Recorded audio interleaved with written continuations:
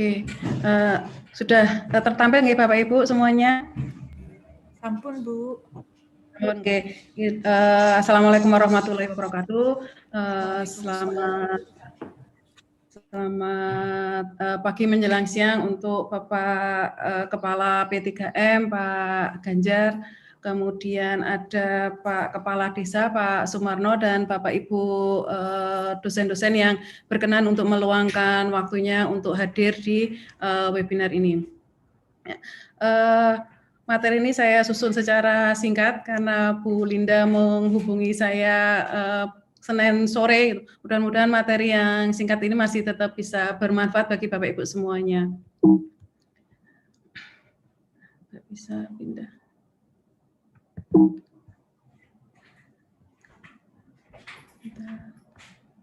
Bisa pindah. Oke, ya. Judul webinar ini yang sudah ditetapkan oleh panitia adalah metode penelitian kuantitatif pada bidang ilmu teknik untuk meningkatkan tradisi riset di perguruan tinggi. Kalau kita perhatikan dari tema ini ada 3 kata kunci. Pertama adalah penelitian kuantitatif, yang kedua adalah ilmu teknik, yang ketiga adalah tradisi riset.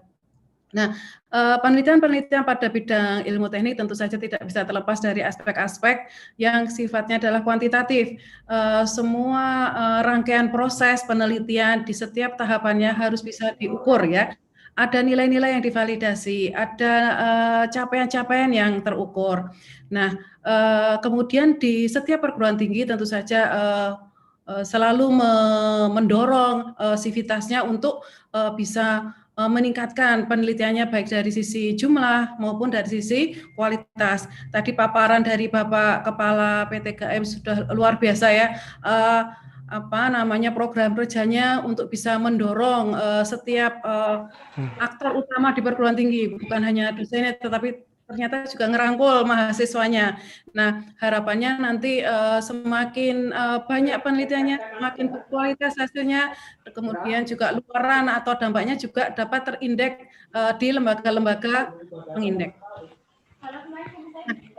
Riset, mulai dari ini semuanya, Bapak Ibu semuanya, saya yakin pasti sudah tahu ya, sudah paham apa itu riset ya. Kalau kita parsing itu ada 2 penggalan, ada re dan ada search. Kita mencari kembali ya. Jadi memang sebuah penelitian selalu diharapkan dapat menghadirkan perbaikan pada penelitian-penelitian sebelumnya.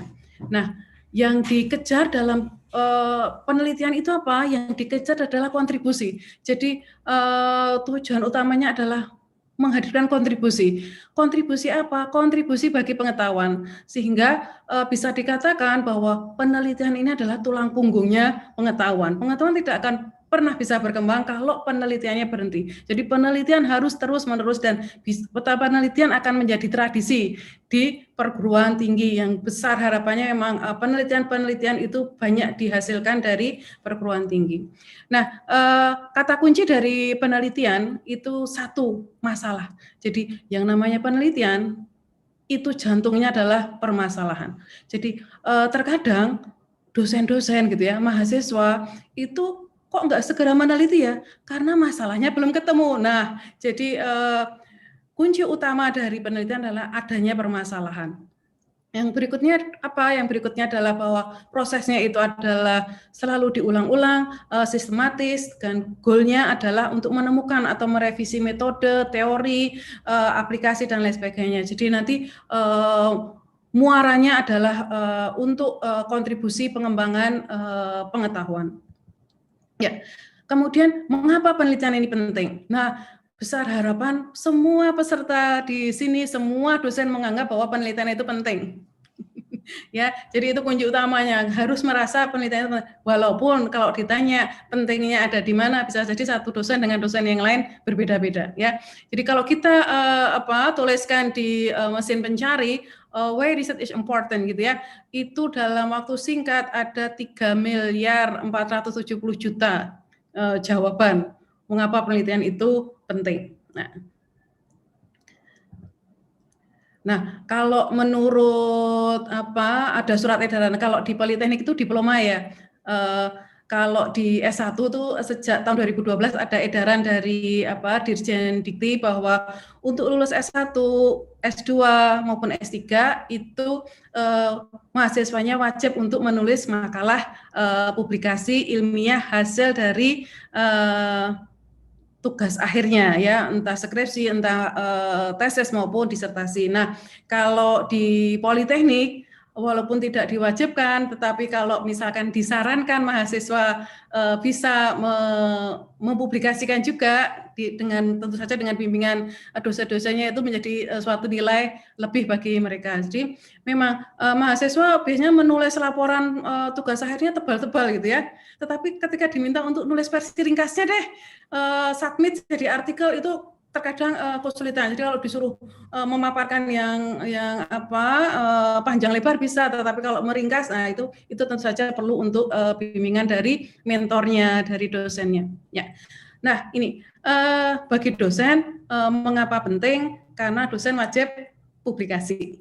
Publikasi ilmiah tidak akan bisa kita buat, tidak akan bisa disusun kalau kita nggak melakukan penelitian. Yang mau ditulis apanya gitu ya. Jadi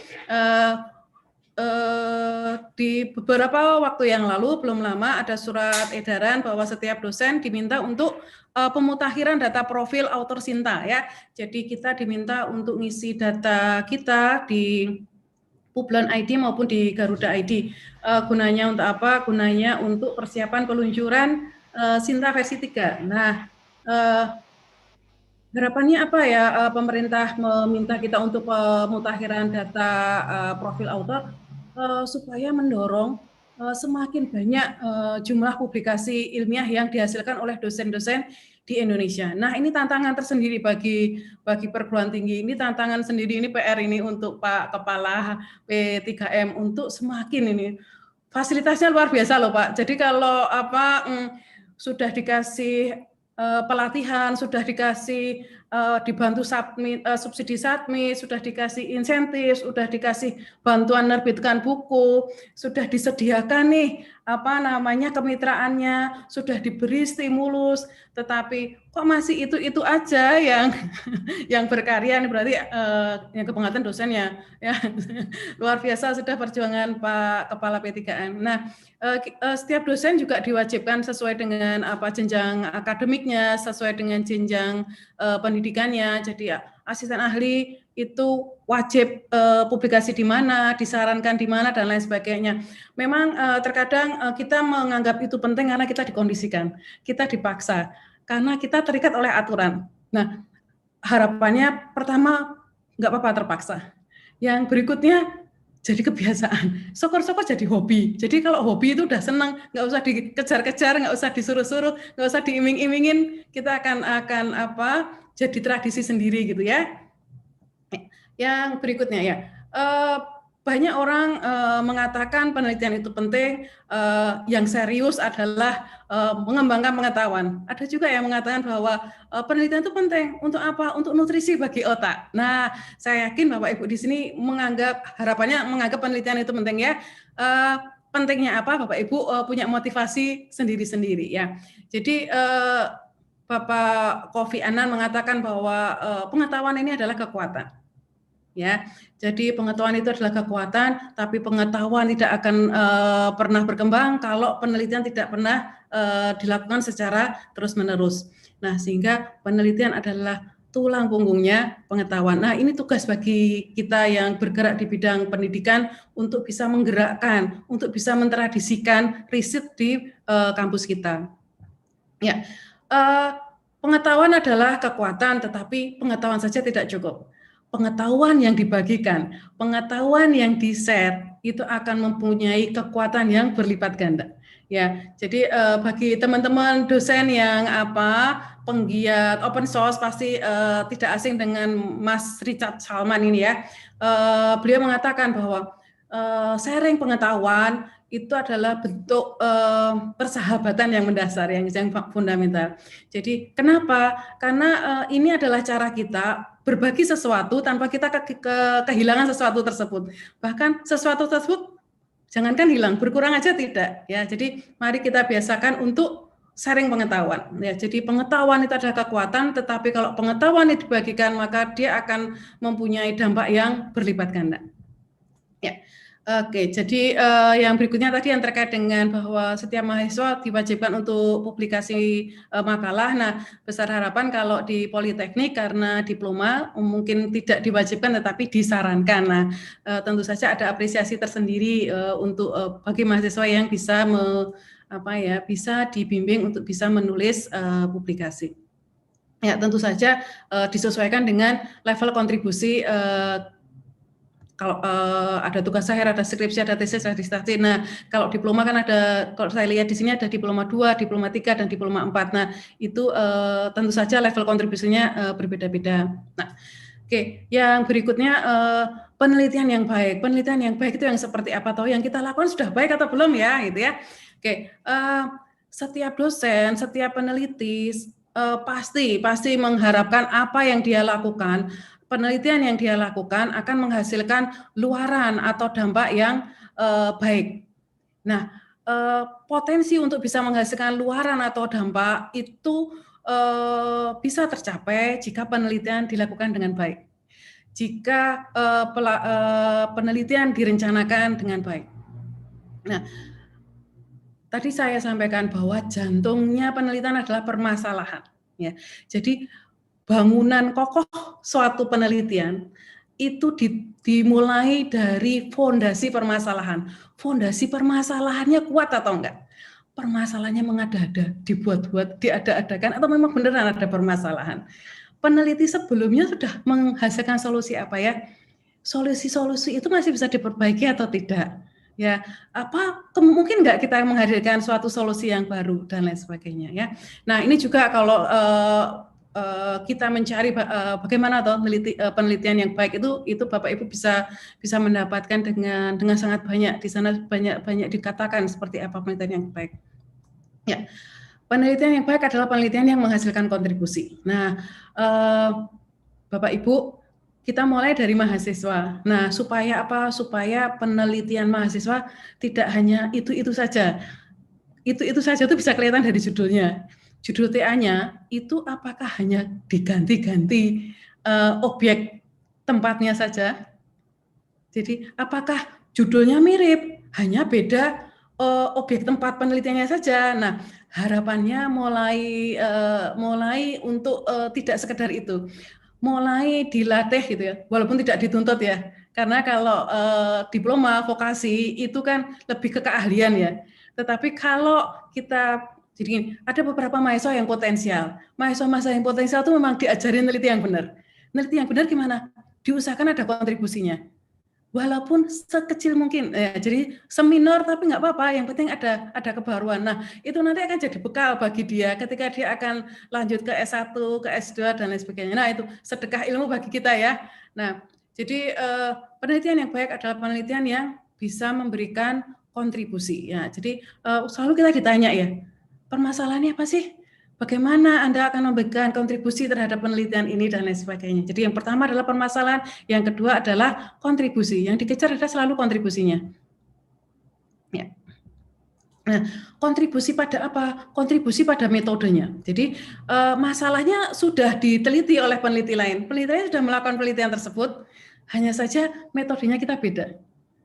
Metodenya entah kita modifikasi, metodenya entah kita optimalkan, metodenya entah kita kombinasikan dengan metode yang lain. Nah, jadi ada metode improvement. Kita kontribusinya pada sisi metodenya.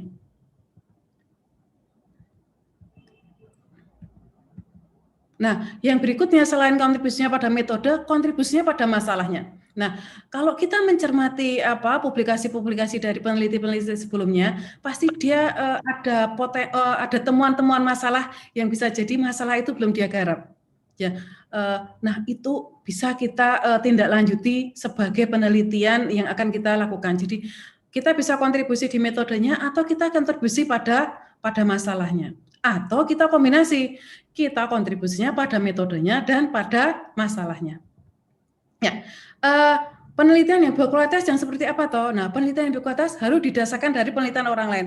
Nah, jadi mau nggak mau memang kita harus membaca Nah, itu terkadang Bapak Ibu dosen itu sibuk gitu ya. Jadi terkadang membaca itu aduh nggak sempat gitu ya, tetapi ya kalau mau meneliti ya memang mau nggak mau memang harus membaca. Nah, ada strateginya bagaimana cara membaca secara kritis, membaca secara cepat. Jadi tidak semuanya kita baca secara keseluruhan, tapi kita sudah dapat pesannya. Nah, kemudian dilakukan secara logis, sistematis, terencana, dan hasil penelitiannya divalidasi dan terukur. Nah, aspek-aspek kuantitatifnya tertuang di poin yang kedua ini. Nah, dilatar belakangi oleh situasi real, datanya valid dan konkret. Nah, seperti saya sampaikan bahwa penelitian itu jantungnya adalah permasalahan, sehingga permasalahannya memang nyata gitu ya. Jadi bukan permasalahan yang dibuat-buat. Kemudian penelitian yang baik adalah penelitian yang bisa diduplikasi oleh orang lain. Misalnya Bu Linda melakukan penelitian yang dilakukan oleh Bu Linda bisa saya ulangi dan hasilnya akan sama. Kemudian didasarkan ada beberapa alasan logis dan terkait dengan teori, sehingga bahwa penelitian yang kita lakukan adalah penelitian yang bisa dipertanggungjawabkan secara teoritis, sehingga ada nilai ilmiahnya dari penelitian kita. Kemudian bahwa penelitian yang baik adalah penelitian yang ada peningkatannya, ada improvementnya, ada kebaruannya, itu sebagai bentuk kontribusi. Kemudian bisa digeneralisasi. Kalau misalkan penelitian Bu Linda akan saya lanjutkan, maka hal-hal tetap bisa saya gunakan dengan beberapa, tentu saja ada beberapa pengembangan, ada beberapa penyesuaian dan lain sebagainya. Kemudian penelitian yang baik adalah penelitian yang memberikan peluang masalah bagi peneliti selanjutnya. Kemudian ada sumbangan terhadap iptek dan kemaslahatan manusia, dan tentu saja penelitian yang baik adalah penelitian yang menghasilkan luaran, di mana salah satu luarannya adalah publikasi artikel ilmiah, dan ketika artikel itu dibaca oleh peneliti lain, penelitian akan mensitasi publikasi kita. Jadi kalau kita pengen terkenal nih, jadilah peneliti, jadilah penulis, di mana nanti semakin kalau memang yang kita lakukan benar, yang dilakukan berkualitas, tentu saja akan semakin banyak orang yang mensitasi tulisan kita.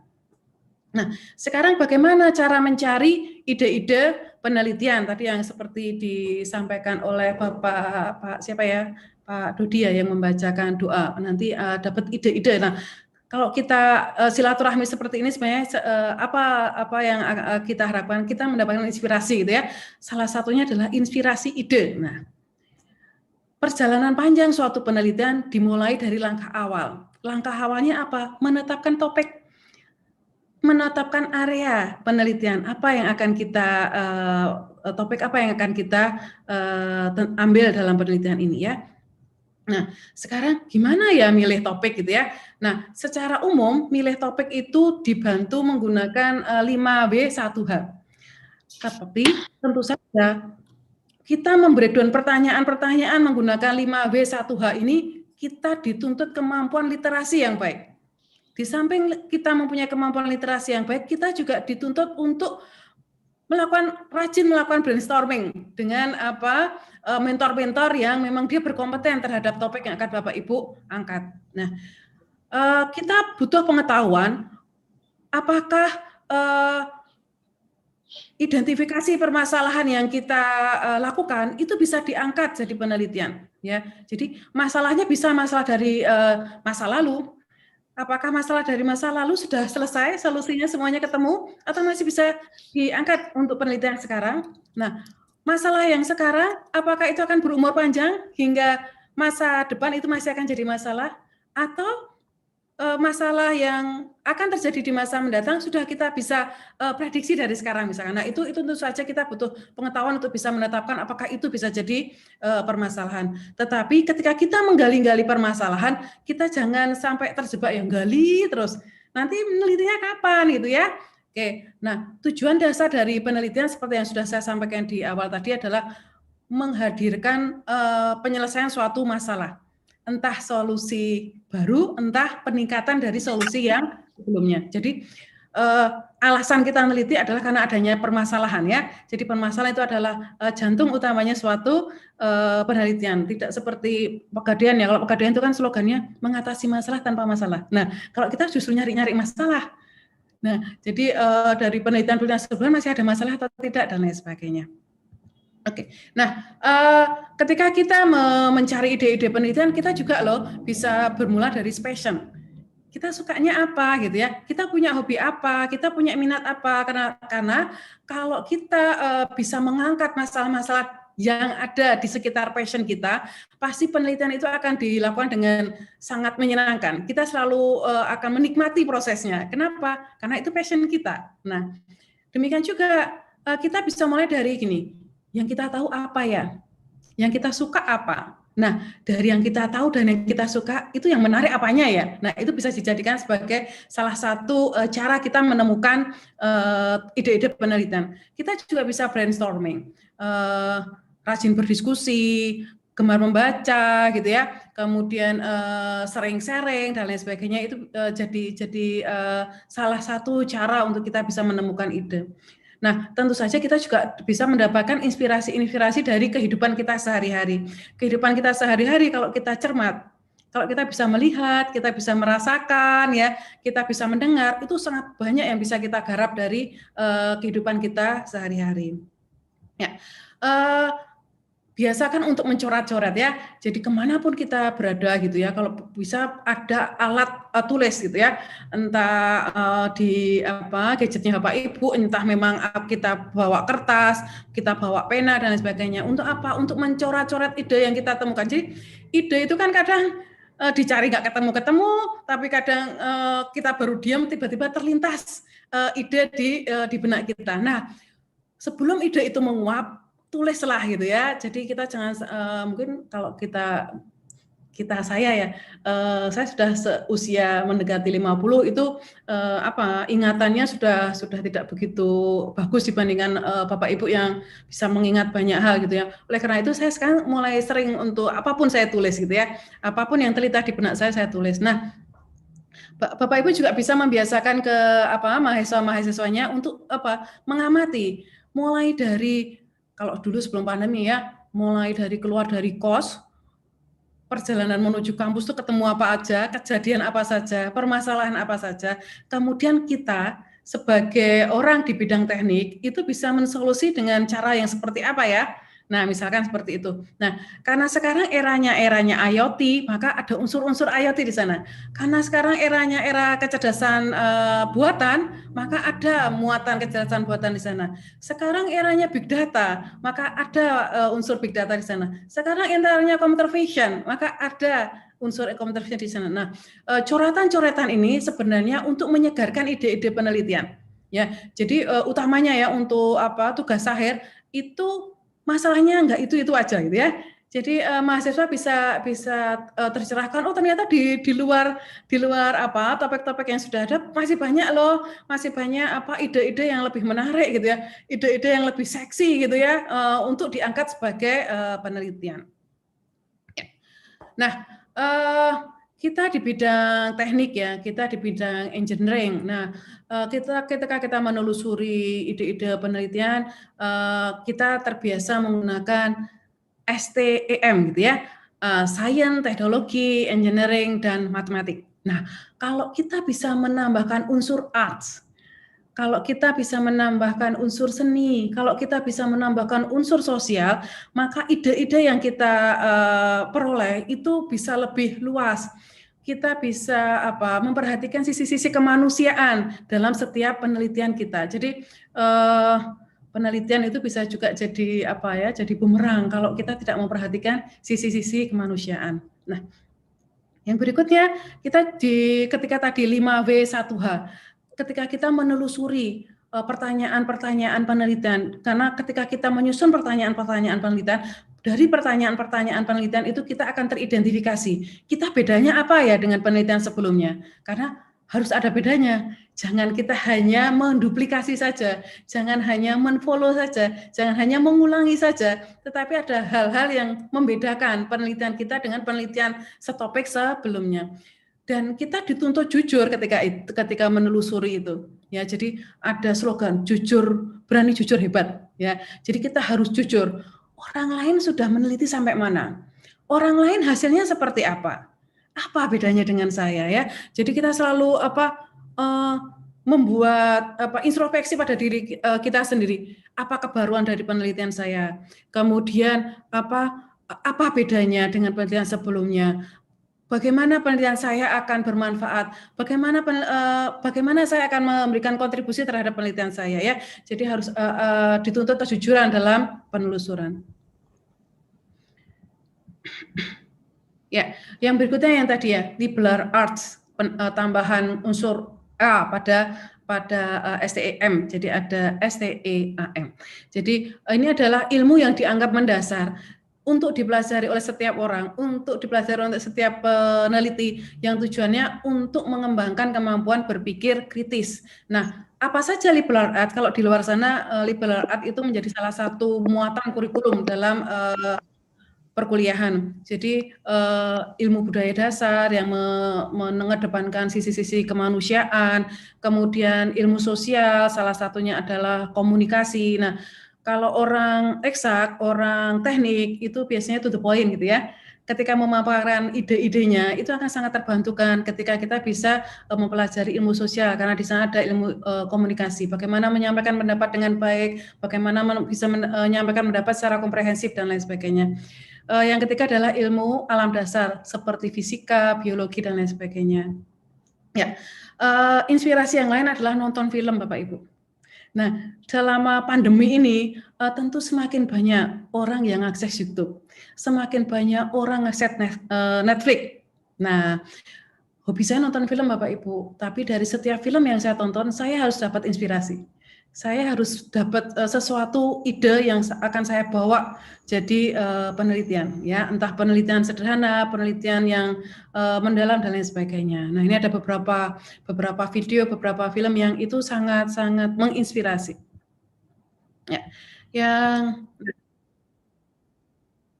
Oke, yang berikutnya adalah tadi saya terinspirasi oleh tadi energi baru dan terbarukan ya. Tadi ada tayangan video awal sebelum webinar ini dimulai. Nah, di sini saya juga akan share video. Ini adalah dari Mas saya Sumino, dia seorang engineer. Nanti Bapak Ibu bisa lihat bahwa generator mikrohidro yang diteliti oleh Mas saya Sumino ini digerakkan oleh aliran sungai, di mana aliran sungainya itu aliran sungai yang dangkal. Nah, sungai-sungai yang dangkal ini kan banyak ditemukan di Indonesia. Nah, tentu saja penelitian semacam ini sangat berpeluang untuk bisa dikembangkan di Indonesia. として活躍する住野正也さん。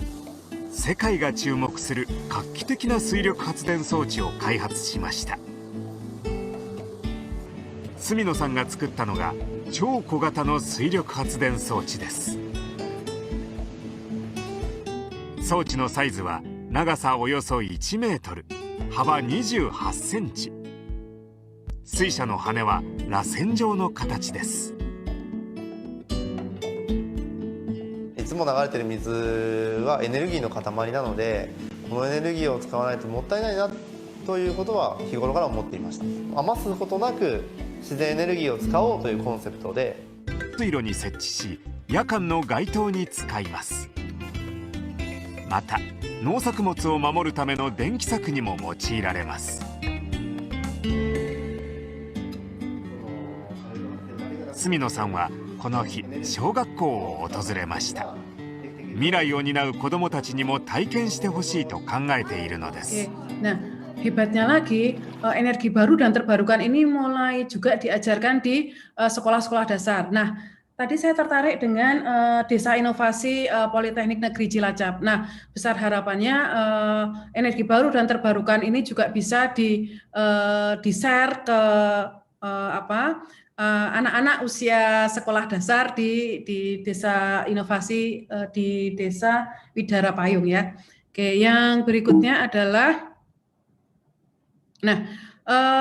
di Cina itu di pemerintahnya itu memonitoring semua perilaku warganya. Di Cina menetapkan sistem kredit sosial. Nah, nanti Bapak Ibu bisa lihat betapa kompleksnya pemerintah Cina untuk bisa dalam tanda petik memata-matai setiap warganya ya. Everywhere she goes, Oh-young Hao-yu is followed. What she buys, how she behaves, is tracked and scored to show how responsible and trustworthy she is. It's called the social credit system, and in one version now being tested, a person's reputation is scored on a scale of 350 to 950. And Hao-yu, with a good score of 752, is okay with it. In fact, most people are. It's a mechanism like pushes you to become a better citizen. It's big data meets Big Brother, expanding how the government monitors, understands, and ultimately controls its 1.4 billion citizens. 这个是针对 Thanks to advances in artificial intelligence and facial recognition, and a web of more than 200 million surveillance cameras. Are people bothered by privacy concerns? We think the lot of camera keep the safety is really good. We can accept it. Companies are experimenting with the algorithms to help the government create the new national social credit system. The government also has pilot projects. In one, citizens are required to do hours of unpaid work to get benefits. And scores are docked for things like littering, a messy yard, gossip, even jaywalking. Video of offenders is shown on the local news. And information collectors like Zhou Aini are paid to report on their neighbors. Her quota, 10 entries a month. Like the man who carried a drunk person home. A good deed, she says. Good social credit gets rewarded with perks like cheap loans and travel deals. But a bad score means public shame and worse. Huang Huijun lost a court case and didn't pay. Now he's on a government blacklist. I can't buy airplane or train tickets, he says, and the list goes on. Being discredited makes it hard to get a job or put kids in top schools. The social credit system will go nationwide next year, and few here are willing to criticize it, something that may pose a risk itself for a bad score and the life that comes with it. Janice Mackey-Frere, NBC News, Beijing. Hey, NBC News fans, thanks for checking out our YouTube channel. Subscribe by clicking on that button down here and click on any of the videos over here to watch the latest interviews, show highlights, and digital luar biasa exclusives. Bapak Ibu. Jadi Thanks for watching. perilaku baik, perilaku tidak baik akan diakumulasi skornya, dan skornya itu nanti akan menentukan fasilitas yang didapatkan oleh rakyat Cina ya. Jadi di sana tentu saja dengan teknologi. Di sana ada pengenalan wajah, pengenalan mobil, kemudian ada deteksi suhu, ada computer vision dan lain sebagainya ya. Jadi orang dengan skor tinggi menikah dengan skor rendah itu juga akan mengurangi skor dari orang yang dinilai tinggi. Dan skornya tadi disosialisasikan ya, dipublish. Kemudian skor itu akan menentukan fasilitas yang dia peroleh dari pemerintah. Jadi anaknya boleh sekolah di mana, boleh pesan tiket transportasi di kelas apa dan lain sebagainya ya. Seperti ini bisa diterapkan ketika kita menertibkan PSBB ya. Jadi mungkin kalau orang Indonesia kan suka ngeyel gitu ya, suka bandel gitu ya. Kalau di Cina kelebihannya jadi tertib. Jadi semuanya disiplin gitu ya, karena nggak usah lapor, itu terlapor sendiri. Semua gerak tangan, apa yang dia lakukan di media sosial, apa yang dilakukan di jalan, dia buang sampah sembarangan atau tidak, dia melanggar peraturan lalu lintas atau tidak, dia terlambat membayar pajak atau tidak dan lain sebagainya, itu terakumulasi. Kelebihannya jadi tertib, tetapi kelemahannya jadi seperti terpenjara di dalam sebuah negara ya. Nah, yang berikutnya adalah satu video lagi.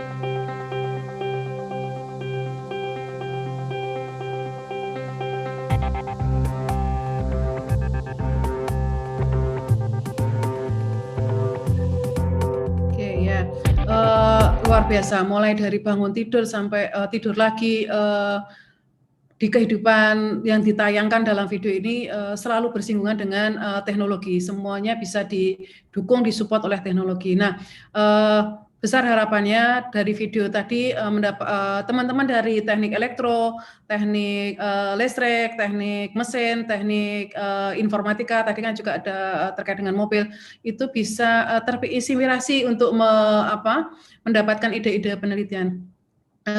Demikian juga saat ini adalah eranya IoT ya. Tadi Pak Kepala P3M menyampaikan terkait dengan salah satu potensi desa inovasi adalah di potensi perikanan. Nah, ini peluang untuk kita bisa meneliti bagaimana budidaya ikan itu bisa terbantukan dengan adanya IoT. Nanti akan terbantukan kapan ini harus memilah ikan. Jadi jangan sampai nanti ada yang ikan yang kecil ikut dalam kelompok ikan yang besar.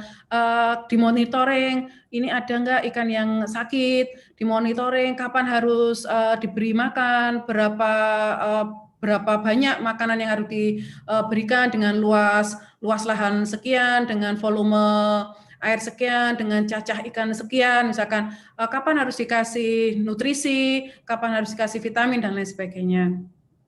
Ya, yang berikutnya adalah, kemudian adalah evaluasi terhadap penelitian.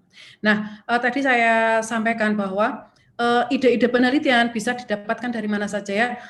Ide penelitian bisa didapatkan dari nonton film, dari nonton video, dari nonton TV, dari memperhatikan kehidupan di sekitar gitu ya, bisa dari hobi, kemudian tetapi ide-ide tersebut kemudian kita konfirmasi karena penelitian harus didasarkan atas penelitian sebelumnya, maka kita harus konfirmasi masalah-masalah tersebut sejauh mana penelitian yang lain sudah menelitinya pakai apa saja yang diukur, apa saja capaiannya, kemudian metodenya bagaimana, dan lain sebagainya. Nah, ini kita harus telusur. Syukur-syukur dapat laporan penelitiannya secara utuh, tetapi supaya kita bisa mengupdate publikasinya, maka tentu saja kita akan telusuri di artikel-artikel, baik itu di jurnal maupun di proceeding. Nah, ini ada bahwa penelitian kita harus ada dasar ilmiahnya, harus bersandar pada hasil-hasil penelitian sebelumnya. Nah, ini bahwa penelitian harus dilakukan secara ilmiah, bisa dipertanggungjawabkan, dan lain sebagainya. Oke, yang berikutnya, tadi saya sampaikan bahwa bangunan penelitian itu dimulai dari segumpal permasalahan yang dibuat ya. Permasalahan itu ada di mana? Di pendahuluan. Terkadang itu bab 1 justru diabaikan. Bab 1 justru tidak digarap serius gitu ya. Padahal bab 1 itu adalah alasan mengapa penelitian itu dilakukan ya. Jadi kita perlu mengulik gitu, kita perlu menelusuri orang lain itu yang diteliti apanya, ruang lingkupnya seperti apa, masalah-masalah apa yang sudah bisa disolusikan, masalah-masalah apa yang belum bisa disolusikan. Kita akan melakukan perbedaan ada di mana. Perbedaan itu bisa beda masalahnya, beda metodenya, beda metode pengujiannya, beda kompleksitas permasalahannya, beda metode pengujiannya. Jadi nggak ada alasan untuk kita nggak bisa cari bedanya, pasti ada bedanya ya. Oke, jadi kita dituntut kemampuan untuk bisa membaca masalah. Jadi tadi kemampuan literasi kita harus baik. Ya. Yang berikutnya setelah permasalahan adalah kontribusi, yang selalu ditanya kontribusi. Nah, metodologinya gimana ya supaya kita bisa menghadirkan kontribusi ya. Jadi penelitian-penelitian sebelumnya metodenya pakai apa? Masing-masing metode itu kelebihan kelemahannya apa? Nah, dari sekian banyak metode tersebut, apa metode yang akan kita libatkan dalam penelitian kita? Nah, metode tersebut besar harapannya tidak hanya sekedar diterapkan, tetapi apa? Tetapi ada unsur-unsur yang diukur. Tadi yang disampaikan ya bahwa ini penelitian kuantitatif loh, harus terukur ya, harus ada nilai-nilai yang divalidasi, ada nilai-nilai yang diukur. Nah, Dan harapannya adalah ada metode improvement-nya, ada hal barunya walaupun minor ya. Jadi pentingnya untuk menetapkan nilai referensi, pentingnya untuk mengetahui parameter-parameter apa. Orang sebelumnya parameternya apa saja, kita apa ya? Mengapa kita memprioritaskan parameter yang itu dan lain sebagainya ya. Jadi dari alur penelitian, dari metodologi penelitian itu setiap tahapannya ada metode-metode yang kita libatkan. Nah, metode-metode yang kita libatkan itu harus bisa ditelusur kajian ilmiahnya. Jangan sampai kita nggak ada satupun referensi kita yang kita rujuk yang bahas tentang metode tersebut. Nah, itu sangat disayangkan. Jadi jangan sampai loh, kok metodenya itu? Ya karena saya bisanya itu. Ya karena metode itu mudah dipahami. Nggak boleh seperti itu ya. Bukan karena kita pengennya, tetapi memang penelitian kita memang membutuhkan metode tersebut. Ya, tadi penelitian kita tidak hanya sekedar menerapkan metode, sehingga kita dituntut untuk bisa memahami bagaimana proses yang terjadi dalam metode tersebut. Ya.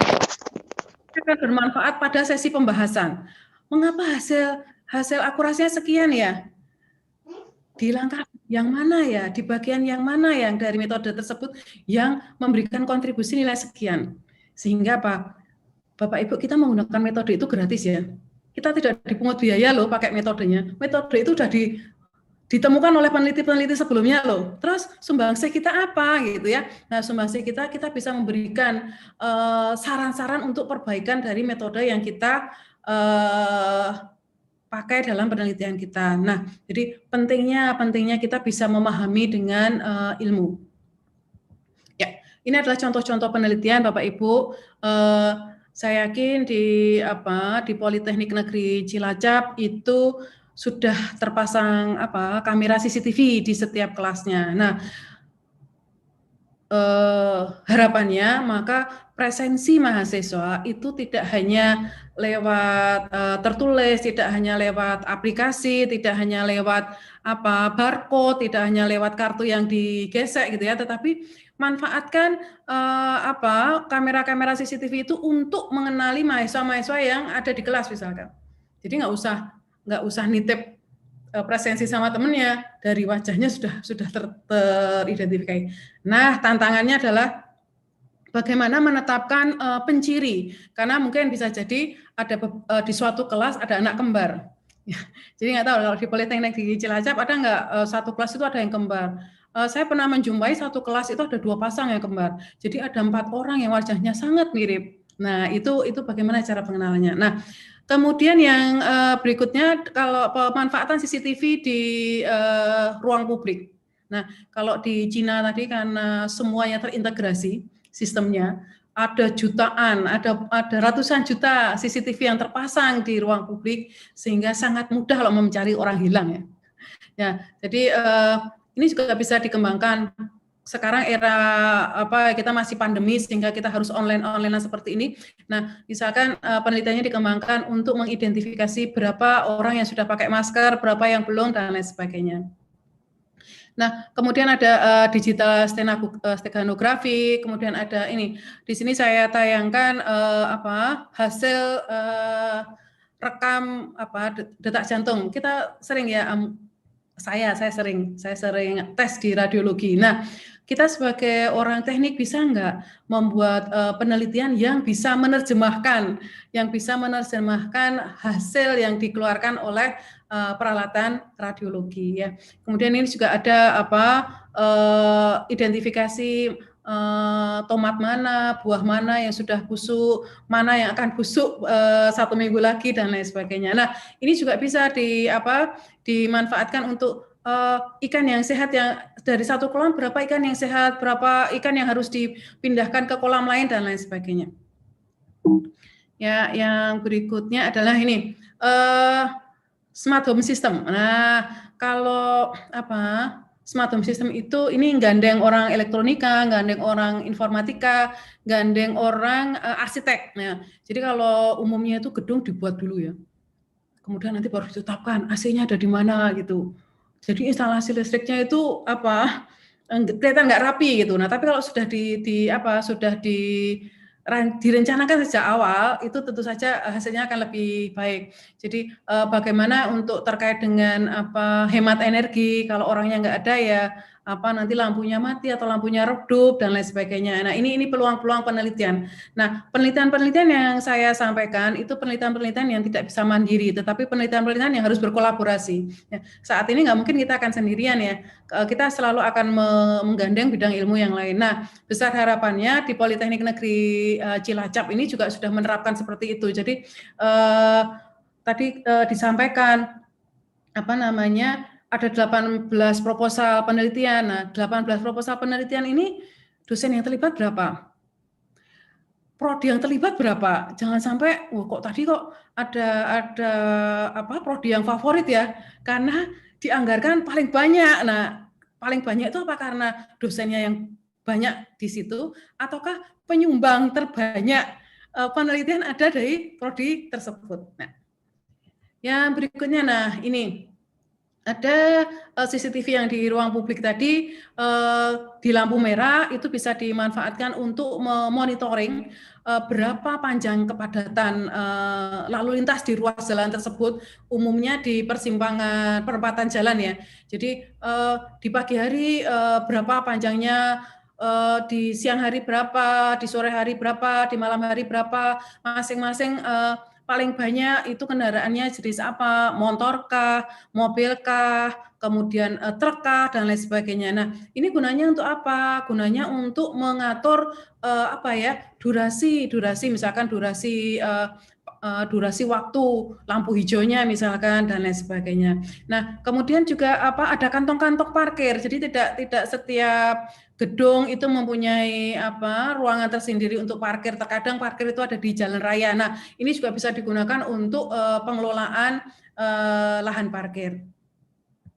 Ya, yang berikutnya terkait dengan pembahasan. Nah, umumnya Bapak Ibu, pembahasan ketika kita sudah sampai ke pembahasan, umumnya membahas itu ya hanya membahas pada diri sendiri. Nah, bahasnya itu supaya kontribusinya teridentifikasi, maka hasil-hasil yang sudah kita peroleh itu dibahasnya dengan membandingkan dari hasil-hasil penelitian sebelumnya yang mendasari penelitian kita. Nah, penelitian kita itu penting karena penelitian sebelumnya kan belum mensolusi atau sudah mensolusi tapi belum memberikan solusi yang terbaik. Itu kan dia berjasa terhadap penelitian kita, karena penelitian kita karena ada dasarnya penelitiannya mereka. Oleh karena itu perlu untuk kita membahas capaian-capaian kita itu dengan penelitian-penelitian sebelumnya yang kita gunakan sebagai dasar penelitian kita, sehingga bisa kalau kita ditanya ya kelebihannya apa, kelemahannya apa. Yang namanya kelebihan, yang namanya kelemahan itu pasti ada pembandingnya ya. Jadi bukan klaim pribadi kita, tetapi ada pembandingnya. Nah, sehingga capaian kita terukur karena kita di bidang teknik, kita orang engineering, kita orang eksak, semua hal itu harus terukur ya. Dan yang tidak kalah pentingnya adalah bahwa akurasi datanya juga terjaga. Ya, terkait dengan budaya riset. Nah, program-program kerja yang tadi diluncurkan oleh Bapak Kepala P3M itu luar biasa, banyak, kemudian detail, kemudian juga terjadwal gitu ya. Nah, harapannya apa? Harapannya riset itu jadi budaya, riset jadi tradisi, ada tradisi riset yang terbangun. Nah, tetapi tidak mungkin kepala P3M itu berjuang sendirian. Oleh karena itu, apa saja yang mendukung? Satu, kompetensi SDM-nya. Nah, kenapa? Karena SDM-nya ini yang jadi aktor, karena penelitinya ya dosennya ya mahasiswanya ya. Jadi kalau dilihat tadi ada Pak Devi, ada Bu Linda, ada Pak Oman, itu gandeng teman-temannya. Jadi supaya apa? Supaya hak indeknya semuanya naik ya. Jadi awalnya memang diajak misalkan ya, tapi kemudian lama-lama jadi terbiasa ya. Jadi beneran kita bisa semakin pede melakukan penelitian ya. Jadi kita menikmati gitu ya, dan lain sebagainya. Jadi yang berkontribusi terhadap reputasi Politeknik Negeri Cilacap jangan hanya sebagian, tetapi merata. ya. Jadi karena riset sudah jadi budaya, sudah mentradisi, sudah sudah mengakar di sivitas akademika, tentu saja ini akan tercapai. Yang tidak kalah pentingnya adalah sarana prasarana. Nah, tadi sudah luar biasa yang diberikan oleh dari program kerjanya P3M ya. Kemudian ada grand design penelitian. Ada rencana induk penelitian. Nah, kalau saya lihat di sini ada 3 jurusan, ada 11 prodi ya. Nah, rencana induk penelitian itu sebaiknya gandeng, ngerangkul, melibatkan semua prodi yang ada di Politeknik Negeri Cilacap ya. Jadi supaya apa? Supaya semuanya bisa berkontribusi gitu ya. Nah, yang tidak kalah pentingnya adalah komitmen pimpinan. Tadi sudah saya lihat pimpinan sudah sangat berkomitmen ya. Sekarang tinggal ini nih, tinggal SDM-nya mau nggak nih, sudah difasilitasi luar biasa ya.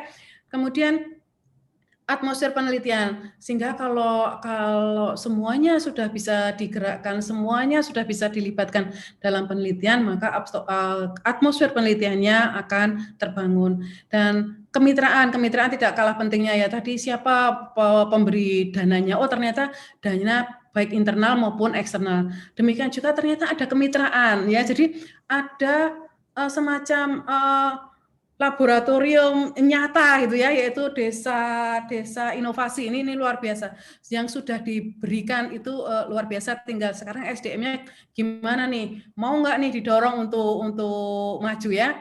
Mau dan mampu. Nah, gini. Ya, jadi perlu transparansi, perlu keterbukaan, perlu kejujuran karena syarat penelitian tadi adalah berani jujur adalah hebat. Ya. Sumber daya peneliti. Nah, ini saya lihat nih ya.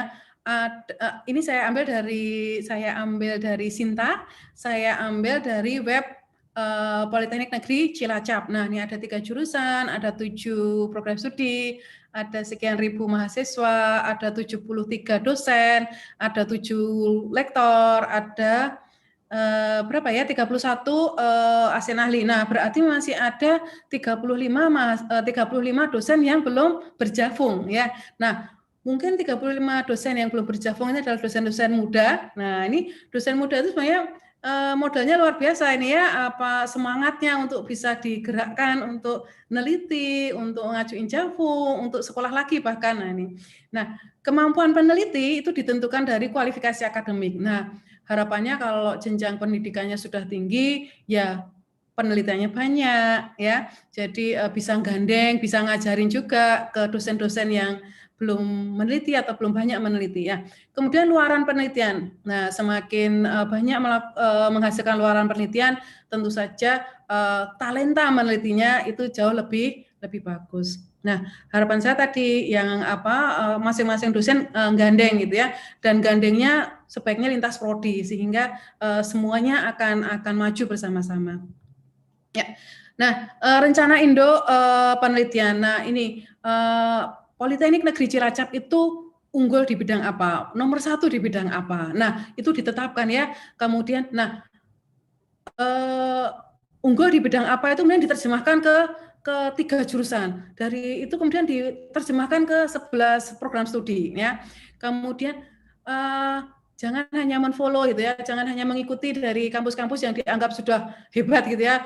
Belum tentu kita tuh pas untuk itu karena kita punya keunikan tersendiri. Kita punya sesuatu penciri yang sebenarnya luar biasa. Nah, itu yang akan kita tonjolkan. Jadi misalnya kalau orang mau nyari pengembangan produk agro industri gitu, itu gimana ya? Oh, itu identik dengan Politeknik Negeri Cilacap. Jadi itu orang sudah langsung ngelingnya ke sana gitu ya. Nah, keunikan itu akan digunakan untuk menaikkan reputasi penelitinya, reputasi prodinya, reputasi fakultasnya. Tentu saja nanti akan berhulu pada perguruan tingginya. Nah, sehingga kalau misalkan peneliti lain dari Politeknik Negeri di luar dari PNC itu akan mencari peneliti dengan kompetensi spesifik, itu ketemunya hanya di sini gitu. Nah, sehingga perlu untuk bisa memposisikan diri kita ada di mana ya. Dan roadmap-nya harus multidisiplin karena saya lihat ada 3 jurusan, ada 11 prodi, itu semuanya harus digandeng. Ya. Nah, yang berikutnya, targetnya apa? Targetnya penelitian-penelitian itu sebisanya ya, tadi sudah diangkat juga oleh Bapak Kepala P3M, bahwa memperhatikan isu nasional dan isu global. Nah, selaras dengan materi yang sudah saya siapkan, bahwa Bapak Ibu bisa mencermati isu nasionalnya, yaitu rencana induk riset nasional 2015-2045. Demikian juga belum lama ini Agustus 2020 itu BPPT itu meluncurkan strategi nasional kecerdasan artifisial Indonesia 2020-2045. Nah, ini banyak sekali isu-isu, banyak sekali masalah-masalah yang butuh respon dari Bapak Ibu untuk bisa ikut berkontribusi dalam menyelesaikannya. Nah, di samping itu Bapak Kemendikbud sedang merancang cetak biru pendidikan. Nah, ini kalau sudah jadi juga bisa Bapak Ibu cermati, sehingga Bapak Ibu punya ide-ide penelitian apa yang bisa digarap. Kemudian yang isu globalnya adalah pembangunan berkelanjutan. Nah, salah satunya tadi ya, energi baru dan terbarukan. Nah, jadi ini rintisannya sudah luar biasa yang dilakukan oleh Politeknik Negeri Cilacap. Nah, yang diprioritaskan tadi juga di-mention oleh Bapak Kepala, yaitu industri 4.0. Jadi pemerintah punya roadmap Making Indonesia 4.0, ada 5 faktor prioritas. Ada makanan, minuman, tekstil, busana, otomotif, elektronika, dan kimia. Nah, ini di sini saya lihat ada teknik mesin, berarti bisa banyak berkontribusi di otomotif. Ada teknik elektronika, ini bisa berkontribusi banyak di elektronik. Nah, dan yang tidak kalah pentingnya bahwa 5 teknologi utama pendukung Making Indonesia 4.0 adalah IoT, kecerdasan buatan, human machine interface, teknologi robotik dan sensor, dan teknologi 3D printing. Nah, kelima teknologi ini adalah ranahnya teknik informatika. Nah, sehingga teman-teman dari teknik informatika tentu saja kalau bisa cermat memetakan peluang-peluangnya, maka akan berpotensi sangat besar untuk bisa berkontribusi pada roadmap yang ditetapkan oleh pemerintah. Nah, trennya, ini kita juga perlu tahu trennya ke depan itu yang masih akan butuh kontribusi dari peneliti-peneliti adalah yang terkait dengan AI, artificial intelligence, terkait dengan IoT, terkait dengan COVID, terkait dengan big data, terkait dengan data digital, terkait dengan media sosial. Nah, ini salah satu paper yang kami publish ini hasil publikasi dari hibah penelitian unggulan terapan perguruan tinggi. Nah, ini kami submit ke King Saud. Di sini kami mendapatkan hibah 3 tahun. Jadi multi year. Penelitiannya adalah menganalisis profil pengguna media sosial. Nah, yang berikutnya adalah tadi ya terkait dengan data digital, data yang ada di langit sana. Nah, kita bangsa besar ya, kita jumlah penduduknya luar biasa banyak, pengguna internet yang dari Indonesia itu luar biasa besar, sehingga kita potensial sekali untuk menjadi penyumbang jumlah data digital di atas sana. Sehingga big data ya, jadi volume, variety, velocity-nya. Nah, namun penelitian-penelitian yang menggarap terkait dengan itu belum banyak. Nah, oleh karena itu kalau ada sinergi dari pemerintah, sinergi dari kampus, sinergi dari swasta, sinergi dari masyarakat, itu kita bisa menemukan potensi-potensi apa saja ya yang bisa kita gunakan untuk memperkuat daya saing bangsa. Nah di sini saya juga banyak share artikel-artikel yang saya tulis ketika edisi Hari Pahlawan, itu saya menulis terkait dengan ini. Saya beri judul Pejuang Kedaulatan Data Digital Indonesia. Nah, kita sebenarnya sudah berdaulat belum tuh? Kita tuh penyumbang data digital terbanyak loh. Tetapi apa yang kita peroleh dengan data kita berikan secara sukarela ya. Jadi ketika kita terkoneksi dengan internet, kita tuh disadari nggak disadari kita nyumbang data ya. Jadi kita menggunakan GPS, kita pesan makanan gitu ya, kita update sosial, kita update caption di media sosial dan lain sebagainya, itu datanya masuk semua. Dan itu peluang kita untuk meneliti. Dan penelitian-penelitian terkait dengan dengan korpus, terkait dengan data teks itu juga diamanahkan oleh pemerintah melalui strategi nasional kecerdasan artifisial Indonesia. Nah, yang jadi tren juga adalah COVID. Nah, ya jadi era sampai tahun depan mungkin ini masih perlu sumbangsih kita untuk penelitian-penelitian yang bertopik COVID.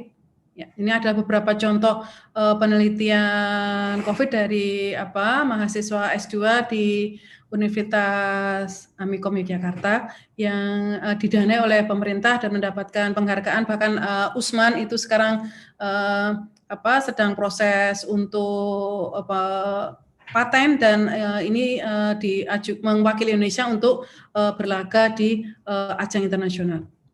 Ya, sekarang kolaborasi riset. Jadi tadi seperti yang saya sampaikan, era saat ini adalah eranya adaptasi, eranya kolaborasi, supaya supaya bisa menghasilkan luaran-luaran yang bisa lebih berdampak ya. Jadi kita tidak mungkin sendirian bidang ilmu kita. Kalau kita buat semacam pohon ilmu gitu ya, itu cabangnya sudah luar biasa ya. Jadi penelitian yang baik itu adalah penelitian yang memberikan kontribusi, dan penelitian itu penelitian bersama. Jadi penelitian bersama di mana setiap anggotanya tidak berada pada kompetensi yang sama. Oh, ini bersama, berapa orang? 5 orang. Kompetensinya beda nggak? Enggak, sama semua loh. Kalau sama semua terus kontribusinya apa? Ini sulit kita menjelaskannya ya. Jadi bahwa kita akan lebih kuat kalau kita berkolaborasi. Nah, dari 11 prodi dari 3 jurusan ini harapannya semuanya berkontribusi, berkolaborasi ya. Bisa dimulai dari TA-nya, bisa dimulai dari dosennya. Jadi dosen informatika ya tidak hanya dengan orang informatika, dosen informatika dengan dosen elektronika, dengan dosen mesin, dengan dosen listrik dan lain sebagainya. Oke. Nah, track record peneliti, track record dosen itu tercermin salah satunya ada di Sinta ya. Jadi sekarang sudah mulai mahasiswa itu memilih, jadi mengusulkan dosen pembimbingnya siapa itu setelah dia ngelihat Sinta. Jadi ternyata dosen yang berkompeten, yang selaras keilmuannya dengan penelitian yang akan dia angkat itu adalah dosen ini gitu misalkan dan lain sebagainya ya. Jadi ini yang tercapture adalah empat dosen di urutan teratas ya. Jadi ada yang dari Amikom, ada yang dari Politeknik Negeri Cilacap. Nah, ini kolaborasi bisa di antar dosen di dalam perguruan tinggi atau mari kita berkolaborasi, bersama. Nah, ini ajakan, ini tawaran ya. Nah, jadi Mas Oman, Bu Cahya, Pak Pujono, Pak Muhammad Nur Faiz ini harapannya nanti gandeng dosen dari prodi-prodi yang lain. Nah, karena track record peneliti itu tercermin di Sinta, maka kita penting untuk selalu mengupdate publikasi yang ada di webnya Sinta. Supaya supaya memperkuat track record kita ya. Jadi kalau orang akan gandeng kita itu karena ya di Sinta kita tercermin kemampuan kita dalam meneliti dan mempublikasikan hasil penelitian. Ketika kita mendapatkan hibah, baik hibah internal maupun hibah eksternal, jangan pelit-pelit untuk menghasilkan luaran penelitian ya. Sehingga kalau kita klaim bahwa kita unggul loh dalam tren dan inovasi, bisa terwakili dari tampilan yang ada di Sinta. Nah, kemudian karir dan kompetensi peneliti ya. Jadi pentingnya untuk membuat roadmap penelitian. Roadmap penelitian yang dibuat di level perguruan tinggi akan diterjemahkan ke fakultas, fakultas diterjemahkan ke jurusan, jurusan diterjemahkan ke prodi diterjemahkan ke dosennya masing-masing. Nah, baik untuk kepentingan kampus maupun kepentingan karir kita mendatang. Misalkan untuk dosen-dosen yang nanti akan studi lanjut doktoral. Nah, dosen-dosen yang akan studi lanjut doktoral itu salah satu seleksinya adalah kemampuan meneliti. Yang ditanya adalah sudah meneliti apa saja, punya roadmap penelitian atau tidak, dan lain sebagainya. Karena apa? Karena roadmap penelitian itu menunjukkan karir dan kompetensi dari penelitinya. Sudah sampai mana di tahun ini, misalnya, sudah berkolaborasi dengan siapa? Oh, berkolaborasi dengan dosen di prodi lain. Oh, berkolaborasi dengan dosen di perguruan tinggi lain. Oh, berkolaborasi dengan industri, misalkan kemitraan dan lain sebagainya. Kemudian capaiannya apa? Ya, dari tahun ke tahun itu ada peningkatan capaian. Nah, oleh karena itu kita nggak usah jelasin, kita katakan saja dengan data. Datanya sudah kelihatan dari roadmap yang kita punya. Ya, jadi mulai sekarang itu kita bisa mulai merencanakan penelitiannya. Kita harus bisa menempatkan diri ya. Kita harus bisa saling memahami sumber dananya dari mana. Kemudian ada panduan nggak? Jadi pemberi sumber dana itu punya ketentuan nggak? Nah, kita harus ikutin. Ya. Kemudian penelitian ini buat siapa? Ya. Kemudian topiknya itu bagus nggak tuh? Topiknya baik nggak? Topiknya menarik nggak? Nah, kemudian kita mau nggak mau harus melakukan literatur review. Kemampuan literasi kita itu dituntut. Jadi selama kita jadi peneliti, kita selalu dituntut untuk mampu dalam hal literasi ya. Kemudian konsep solusinya bagaimana? Solusi yang sudah ada seperti apa? Solusi yang kita tawarkan seperti apa? Bagaimana solusi itu bisa terwujud? Desain penelitiannya bagaimana? Metodologi penelitiannya seperti apa? Metode-metode apa yang akan digunakan? Ya. Ya. Tadi ya bahwa kita dituntut untuk mempunyai kemampuan literasi, kemampuan melakukan komunikasi, brainstorming dan lain sebagainya. Salah satu strategi paling mudah untuk meningkatkan kemampuan literasi adalah menulis dan membagikannya. Nah, ini saya rutin menulis artikel koran di Republika. Saya punya kolom namanya Lentera. Nah, ini saya sering share ide-ide penelitian dan rutinitas saya menulis di koran itu sudah saya wujudkan dalam bentuk 2 buku. Masing-masing buku saya beri nama Digital Ismi. Nah, jadi karena sekarang eranya era digital. Nah, kemudian yang berikutnya ini, jadikan riset itu sebagai hobi. Ya, jadi bisa jadi pentingnya riset kenapa? Ya karena ada aturan kita harus nulis gitu ya. Ya nggak apa, awalnya terpaksa gitu ya. Tetapi kalau riset itu bisa dijadikan hobi, maka kita itu menjalaninya dengan enjoy. Kita melewati setiap rangkaian prosesnya itu nikmat gitu ya, menyenangkan gitu. Jadi justru lewat riset kita bisa meningkatkan imun, nah, jadi sehat. Nah, kita kan di era pandemi ini butuh sekali asupan imun ya. Ya jadi awalnya diajak nggak apa-apa, awalnya dipaksa nggak apa-apa, kemudian jadi terbiasa, kemudian senang jadi hobi ya. Nah, berpikir kritis ya Bapak Ibu. Jadi bagaimana kita bisa membaca dengan cepat, bagaimana kita bisa membaca dengan kritis, bagaimana kita bisa menemukan secara lebih efektif, nggak makan waktu lama dan lain sebagainya. Jadi tadi awalnya STEM ya, jadi apa tadi sains, teknologi, engineering, matematik, tetapi ditambahin unsur A itu akan melatih kita dalam kemampuan berpikir kritis. Sehingga itu penting supaya apa? Supaya bisa melakukan penelitian yang inovatif tadi seperti yang salah satu istilah yang dimention tadi inovatif oleh Pak Kepala Lembaga, kemudian juga kolaboratif. Nah, yang harus sinergi antar disiplin ilmu, dimulai dari internal sendiri. Yuk kita mulai bersinergi, tidak hanya ada kerajaan-kerajaan tersendiri gitu. Oh ternyata ini ada prodi yang favorit. Loh, sekarang kita harus sama-sama, kita harus gandeng ya. Ya, 5K ya. 5K itu adalah kolaborasi, komunikasi, kreatif, kritis dan kerja keras. Nah, ini sangat dibutuhkan di era saat ini ya. Kita juga nggak usah nunggu diajak gitu ya. Kita nggak usah nunggu diiming-imingi, nggak usah nunggu diancam-ancam misalkan ya, tetapi kita harus dalam diri kita sendiri harus ada dorongan untuk bisa mau dan mampu dalam meneliti. Ya, Bapak Ibu, terkait dengan webinar ini, saya sudah menulis artikelnya. Jadi artikelnya saya beri judul Tradisi Riset. Artikel ini sudah dimuat di Republika hari ini. Kalau Bapak Ibu di lembar Jawa Tengah DIY itu ada artikel terkait dengan webinar yang kita selenggarakan, dan saya beri nama judul Tradisi Riset buat kenang-kenangan ya Bapak Ibu. Nah, sebagai penutup Bapak Ibu, pendidikan, belajar, nah ini kita dalam rangka sharing knowledge ya, tadi pengetahuan itu adalah penting, tetapi akan lebih mempunyai kekuatan yang berlipat ganda kalau kita lakukan sharing ya. Dengan cinta dan dengan persahabatan. Nah, ini saya anggap Politeknik Negeri Cilacap ini sahabat saya.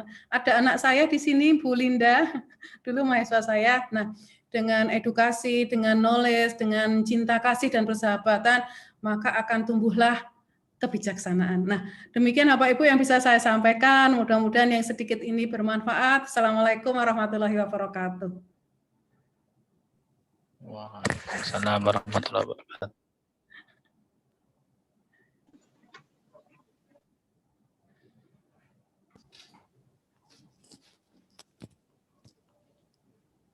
Terima kasih Bu Emma, paparan materinya sungguh sangat bagus, banyak ilmu yang nantinya akan kita dapat dan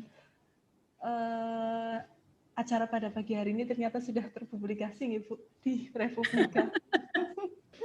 Monggo untuk teman-teman sesuai dengan aturan tadi Bu, mau dibuka sesi pertanyaan dulu atau review proposal dulu?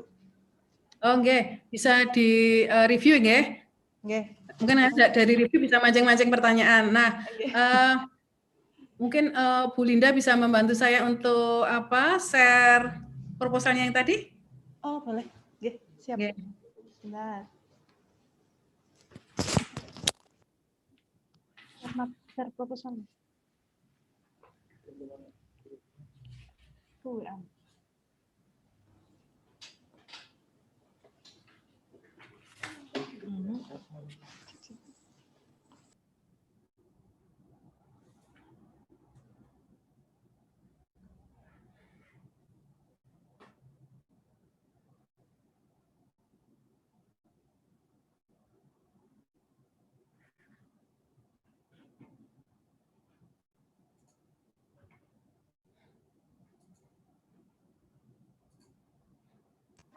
Mohon maaf sebentar, Bu. Yeah. Bu Emma sehat?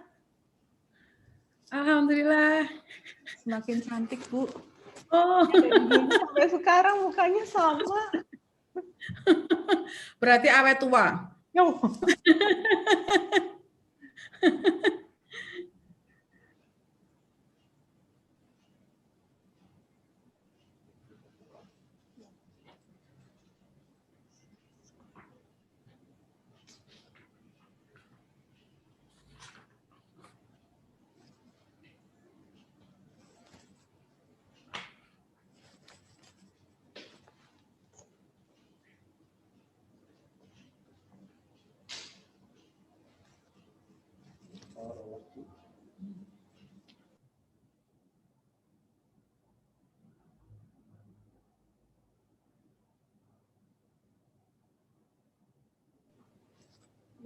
Iya. Nggak apa-apa, sudah. Ya langsung up.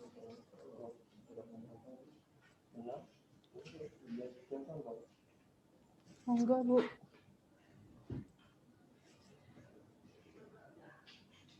Monggo. Ya, oke. Nah, pertama kebetulan saya belum menemukan judulnya apa ya? Ya, itu judul. Nah, karena ketepatan terapi ibu hamil dengan preeklamsia melalui optimasi metode certainty factor. Tuh judulnya itu seksi sekali ya. Judulnya itu mengundang orang itu untuk untuk mau baca gitu ya. Oke, jadi dari sisi judul itu masalahnya saya jadi tahu masalahnya, saya jadi tahu metodenya. Kemudian ternyata metodenya tidak hanya diterapkan, tetapi ada optimasi yang dilakukan. Nah, kalau dari sisi judulnya bagus. Ya. Sekarang kalau dari sisi latar belakang, ya, Jadi bisa digeser di bagian latar belakang.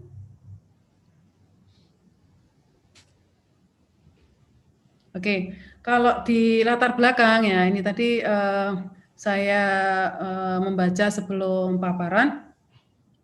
Di latar belakang itu masalahnya sudah teridentifikasi, yaitu bahwa yakni rasio kematian ibu hamil itu tinggi. Nah, jadi masalahnya sudah teridentifikasi. Namun di latar belakang itu belum menyinggung. Entah saya yang belum menemukan, tapi saya baca tadi di latar belakang belum menyinggung penelitian-penelitian sebelumnya yang berkaitan dengan masalah rasio kematian ibu hamil yang tinggi. Ya, jadi diusahakan ada terkait dengan itu, sehingga kalau pada saat ini Bapak Ibu kita sebagai pionir itu sulit ya, karena laju di bidang teknik itu kan kemajuan penelitiannya sangat pesat ya. Jadi jangankan tahun, jangankan bulan, bahkan hari. Jadi kadang kita tuh bikin panik loh.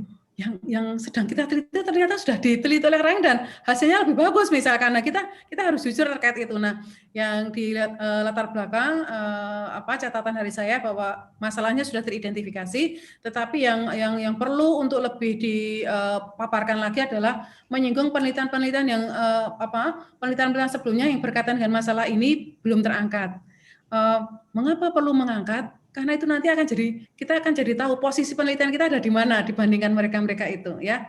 Jadi supaya state of the art-nya itu kelihatan, state of the art risetnya, state of the art problemnya, state of the art methodenya. Jadi masalahnya beda di mana misalkan, metodenya beda di mana, itu akan lebih baik tertuang di dalam latar belakang. Jadi kemudian ini juga di latar belakang karena saya tahu judulnya barusan ya, apakah pertanyaan-pertanyaan mengapa, jadi gini, kita itu kan tertarik karena judul ya, jadi kebiasaan kita tertarik itu karena judul gitu, bukan baca dulu baru cocok nggak judulnya gitu kan. Nah dari judul itu kan kita kemudian bikin pertanyaan. Nah pertanyaan-pertanyaan terkait dengan judul kita itu terjawab nggak di latar belakang. Nah, karena saya tahu judulnya barusan, nanti ini bisa jadi introspeksi bagi pengusul. Judul yang tadi itu terjawab nggak kalau kita ditanya mengapa? Yang sudah terjawab, mengapa rasio kematian ibu hamil tinggi itu terjawab ya. Tetapi mengapa metodenya itu? Mengapa harus dioptimasi? Ya, dan lain sebagainya itu sudah terjawab atau belum di latar belakang ya. Jadi penting untuk mengecek apakah semua pertanyaan mengapa dari judul penelitian itu sudah terjawab dari latar belakang. Terus objek penelitiannya saya lihat sudah terpaparkan dalam latar belakang. Yang belum terpaparkan adalah metode-metode yang digunakan oleh peneliti-peneliti sebelumnya, itu metodenya apa ya gitu. Karena kita harus punya alasan. Akhirnya kita pakai metode X itu, akhirnya kita harus optimasi itu kenapa? Nah itu yang belum terpotret di latar belakang. Kemudian ya metode improvementnya apa itu harus lebih dipertegas di akhir latar belakang. Nah, jadi yang berikutnya adalah di tinjauan pustaka. Oke, ya di tinjauan pustaka, ya saya apresiasi bisa menulis seperti ini ya. Mungkin ini juga dalam waktu singkat gitu ya. Jadi mungkin sebenarnya sudah terpikirkan tetapi belum tertuangkan. Nah, kalau saya lihat di tinjauan pustaka itu lebih banyak menyinggung paparan-paparan yang berkaitan dengan rasio kematian ibu hamil dan paparan-paparan terkait dengan dasar teori sistem pakar. Tetapi yang saya tunggu-tunggu belum menyinggung penelitian-penelitian yang sudah ada. Ya, jadi penelitian-penelitian yang dekat itu bisa dekat masalahnya, bisa dekat metodenya. Nah, itu mungkin belum sempat karena mungkin juga saya yakin tahu tetapi belum sempat aja menuangkan di dalam sini ya. Kemudian nantinya ketika Bapak atau Ibu peneliti ini memaparkan hasil-hasil penelitian sebelumnya, jangan dipaparkan seperti hasil membaca daftar hasil penelitian gitu ya. Tetapi itu kita harus kritis gitu ya. Jadi bagian mana ya yang menginspirasi kita, bagian mana ya yang akan kita tindak lanjuti dan lain sebagainya. Jadi di setelah kita memaparkan, kita harus mention gitu, supaya apa? Supaya mempertegas posisi kita. Jadi jangan hanya sekedar melaporkan hasil bacaan gitu ya. Nah, kemudian supaya apa? Supaya bisa mempertegas posisi kita dibandingkan penelitian yang kita mention tersebut. Ya. Kemudian ya terkait dengan usahakan itu tidak memperbanyak dasar teori ya. Jadi kalau mau mempertebal itu jangan dipertebal di bagian dasar teori. Nah, tetapi dasar teori itu bisa kita seleksi metode-metode utamanya saja. Ya, metode-metode utamanya yang akan digunakan untuk mensolusi masalah penelitian itu saja yang dipaparkan secara komprehensif ya. Karena apa? Karena metode itu kan hasil pikiran orang lain gitu ya. Dan kalau kita memperbanyak di bagian dasar teori itu kemungkinan ada beberapa hal yang kita tidak begitu menguasai gitu ya. Tetapi kalau hanya yang utama saja itu maka kita akan mengurangi beban juga. Tapi hanya yang utama saja itu akan dipaparkan secara komprehensif dan jangan lupa perlu untuk dilengkapi sitasi dan dipaparkan secara parafrase supaya bisa menekan tingkat similarity ya. Jadi kita terhindar dari plagiat. Tingkat similarity hanya toleran kurang dari 20%. Ya, jadi mungkin nanti akan ditemukan ketika dirumus misalkan dan lain sebagainya ya. Kemudian sekarang di bagian metode. Nah,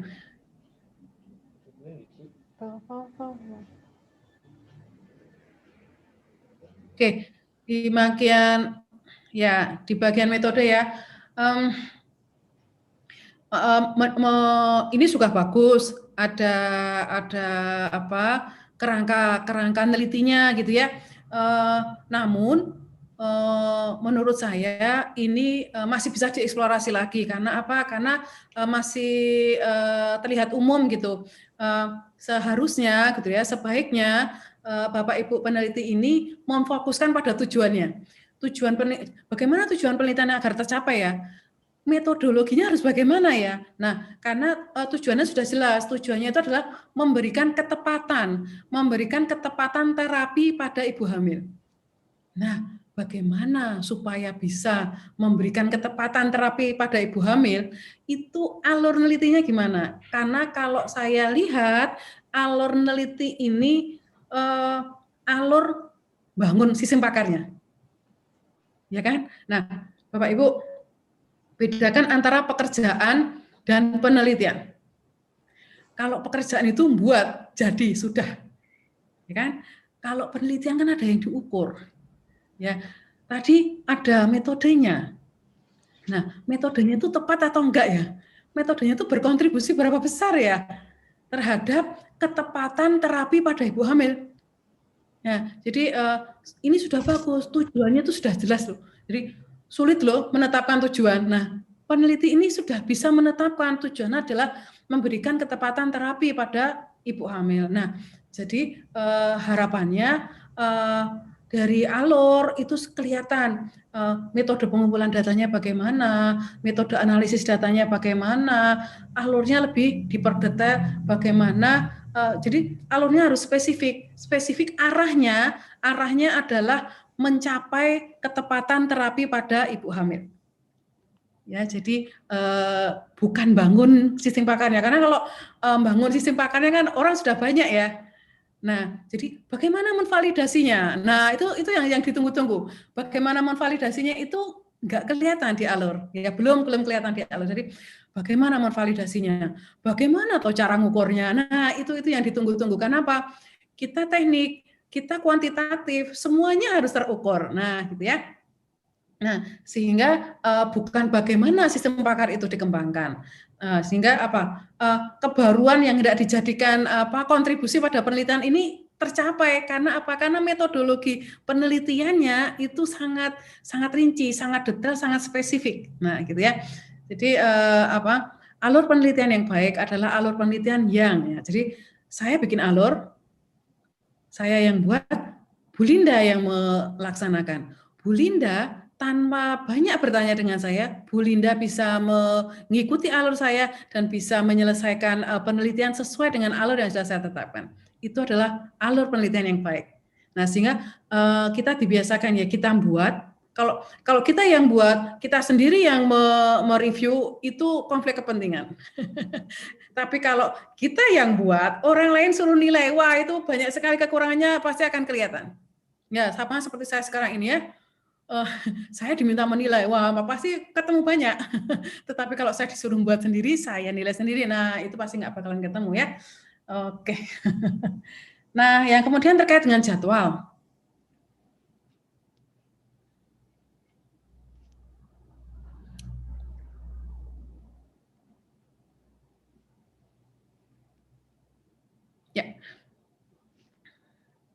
Ya, kalau terkait dengan jadwal, ini alangkah baiknya kalau ada target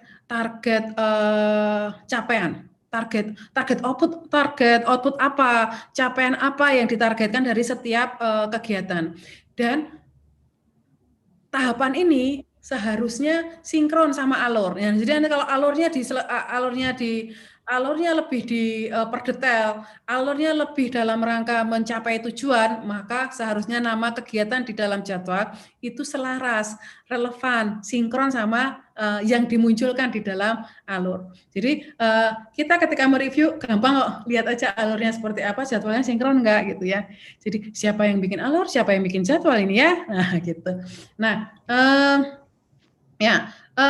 di sini belum kelihatan itu datasetnya dari mana ya. Kemudian milah proporsi datasetnya gimana ya? Berapa? Ini kan ada machine learning. Nah, machine learning itu nggak termotivasi itu di alur gitu ya. Yang termotivasi dari awal sampai akhir itu sistem pakarnya.